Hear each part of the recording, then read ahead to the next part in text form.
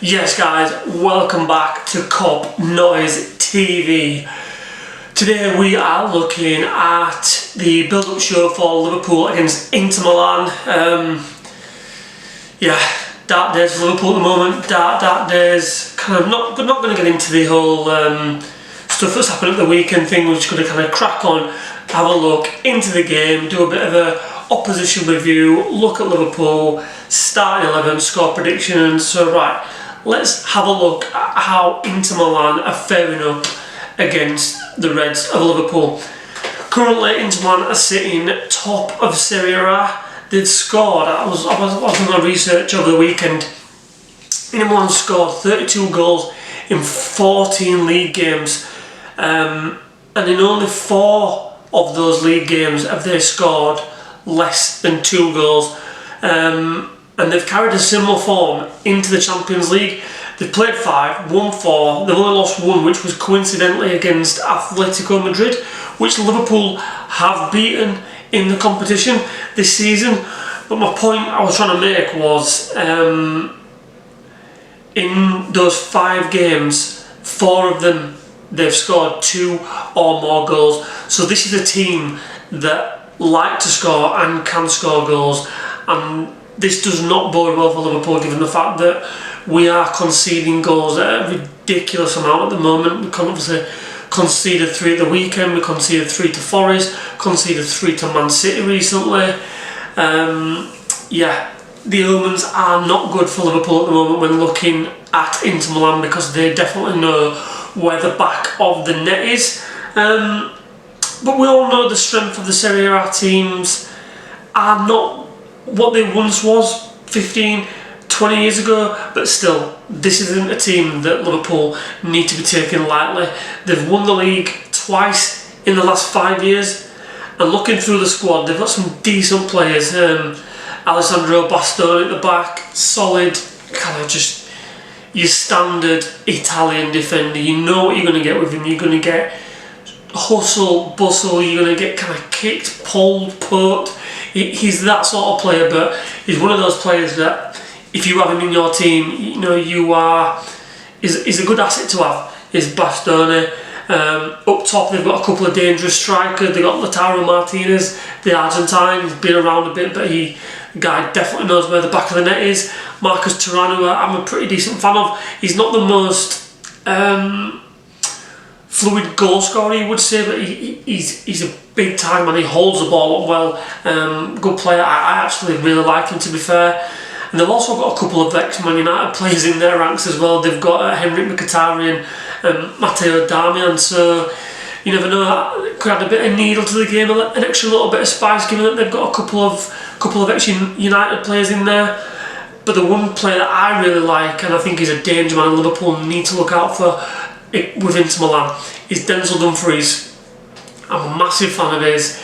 He's a dangerous player. He plays on that right hand side normally, kind of wing back. Well, to be fair, he can play full back, wing back and right wing, but he's just dangerous. He's up and down all the time. You often find him in goal scoring positions quite a lot, and dangerous player that Liverpool definitely need to be wary of. And given, say, Liverpool's frailties really down the flanks, to be fair, Milos Kerkez has played okay when he's been in the team. The last week he had a good game against West Ham. I dare say he had a half decent game against Leeds. So if it is Kerkez that will be playing for Liverpool, which we'll get into the starting lineups in a bit, he will need to be on top form to make sure that he keeps Denzel Dumfries out. Looking at form in terms of head-to-heads when Inter Milan, or Liverpool go to Inter Milan, should I say, Liverpool have got the upper hand when it comes to head-to-heads in the San Siro. The teams have met twice in years gone by in the Champions League, both in the round of 16, and Liverpool have won both their away ties. So the stats in years gone by, or recent years gone by, especially in the Champions League, are good for Liverpool. So let's hope Liverpool can continue that form this week when playing Inter Milan. Right, let's have a look how Liverpool fare up. we all know Liverpool are in an absolute mess at the moment. I'm not going to get bogged down too much in terms of their league form. I said we had a poor result at the weekend, and then off the back of that has come all the stuff with Salah, the club, well, taking shots at the club, and Arne basically saying that he thinks someone in the club wants him out of the club. His relationship with the manager used to be good, but now he doesn't have one. It's a tricky one really, and the current state that Liverpool are in terms of on the field performances, that is not going to help the dressing room whatsoever. And Arne Slot has got some big decisions to make, because this period I think is probably going to make or break him if he stays as Liverpool manager. In terms of Liverpool's Champions League form, really mixed bag. We've played 5 games, we've won 3 of them, we've lost 2, and last time out was probably the worst performance, the worst result.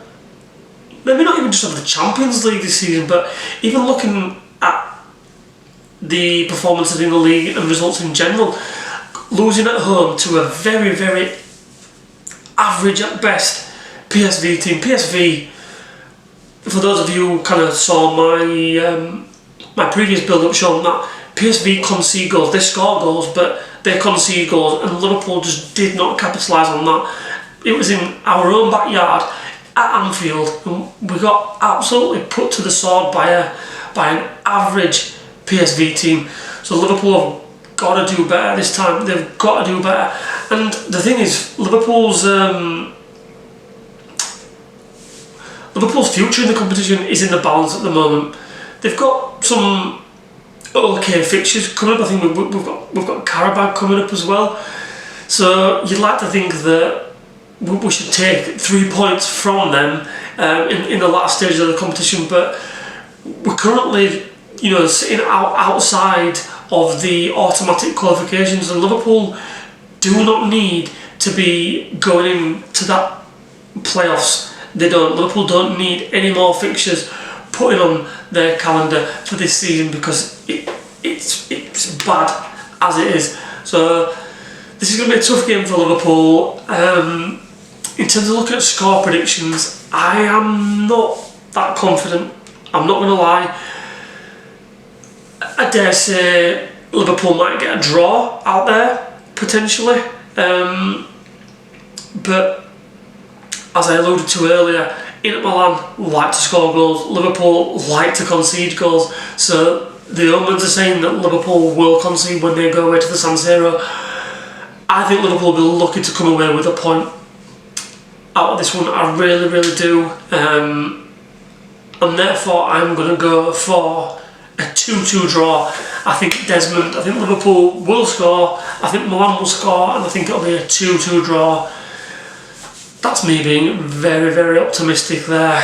Right, let's have a look how I think Arne Slot will line up against Inter Milan this week. So, goalkeeper picks itself, the best in the world, Alisson Becker, 100%. This is where it gets interesting though. Conor Bradley's back, Joe Gomez has been playing and has been playing okay, and I think given that Arne Slot put Conor Bradley straight back into the team, took him off before, I think it was around about the 70-minute mark, I think it was. So that tells me that Arne Slot is going to play Conor Bradley in the San Siro, and I think that's the right decision. I think if he does play Conor Bradley, for me, it'll be the right decision. I think you're playing a natural right back there, and it gives you a better balance, and also Conor Bradley is good at going forward, and he's got the pace to get back and defend also. In terms of the centre halves, this for me is, I think it's time Ibou Konate gets left out of this starting lineup. For me, it's one defensive error too many now at the weekend. We've seen it time and time again this season. We saw it last time out at PSV, where he came out of the defence to clear a ball, completely missed the ball. PSV went up, and when I think the ball hit the post, the rebound and score from the rebound. But he needs taken out. He needs taken out of the firing line. He's not performing. I don't know where his head's at. As it stands at this moment in time, he needs to be as far away from that starting 11 as possible for me. And I would like to see Joe Gomez partner Virgil van Dijk at centre-back. Do I think Arne Slot will do that? No. I think he'll stick with Ibou Konate. I think Ibou Konate will continue to make defensive errors because that's what he does this season. He has consistently shown that he is going to make errors. And for me, Arne Slot needs to grow a pair now, and he needs to put Joe Gomez in there. Now that Conor Bradley is back fit, I think Jeremy Frimpong is close to being back in training, so therefore that takes Joe Gomez away from his right back duties, and we can start utilising Joe Gomez in his natural position as a centre back. So I would play Joe Gomez. I don't think Arne Slot will though, but we shall see. And on the left hand side, I think Milos Kerkez goes again. I think he's probably in, and this sounds weird to say because Liverpool are in awful form at the moment, but it's probably the best form he's shown in a Liverpool shirt. He's finding a bit of rhythm, he's finding a bit of consistency, and I think he needs to keep that shirt. Andy Robertson is there to be brought on if needs be, if to close a game out. But yeah, I would play Milos Kerkez in there. Midfield pretty much picks itself again. You've got Ryan Gravenberch in the 6, and I think Ryan Gravenberch has kind of gone under the radar for a bit of criticism over the last couple of months. His performances are way below what we expect. He set some incredible heights for himself last season, and he probably shone in a team full of players that were shining, but you can just see the confidence isn't there with Ryan Gravenberch at the moment. He's not getting the ball on the half turn as much. He's not confident in driving forward. We see more side to side passes rather than him kind of breaking the lines with a pass or with a driving run. However, he's not going to play Lautaro Endo in there, so Ryan Gravenberch will continue to play in that position for Liverpool. I would like the same midfield to go again. If I were Arne Slot, I think Curtis Jones and Dominic Szoboszlai. Given that Alexis McAllister was on the bench against Leeds, it kind of makes me think that Slot is going to play him, but I personally would like to see Curtis Jones in there. For those of you who watched my videos before, I'm a big fan of Curtis Jones. I think his ball retention is really good. It's one of the best in the team, and I think a tough game, a tough opponent, in a tough hostile crowd, it'll be important for Liverpool to maintain possession in that midfield, and I think Curtis Jones will do a better job than Alexis McAllister at the moment. I would play Curtis Jones, however I think Arne Slot will play Alexis McAllister. Dominic Szoboszlai will play for Liverpool because he's arguably Liverpool's best player at the moment. Up top, it pains me to say it, but I think it'll be Cody Gakpo.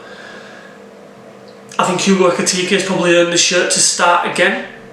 I think getting 2 goals at the weekend will have solidified his place in that number 9 position. And then on the right hand side, well, he doesn't really play on the right, but I think it'll be Florian Wirtz again. I don't think we'll see more Salah. I said this in my predicted my build-up show for the Leeds game. I think Mo Salah's probably played his last game for Liverpool this calendar year. The whole thing that's come out now after the Leeds game is a topic for another day, but definitely in this calendar year I think Liverpool are creating a world where they're getting ready for Mo Salah going to AFCON, and that he's not going to be up for selection. So I think it will be Cody Gakpo, Hugo Ekitike and Florian Wirtz. In terms of score, as I said before, I think it'll be a 2-2 score draw. I think Liverpool will struggle to keep the door closed at the back. However, I think they've got too much talent not to go the other end and score as well, so I think it'll be an attacking game, an entertaining game for the neutral, and I'm going for a 2-2 draw.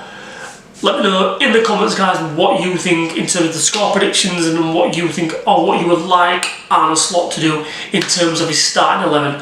And as always, don't forget, if you've not done already, hit that subscribe button so you don't miss out on any of the future content. Right, I'll catch you in a bit.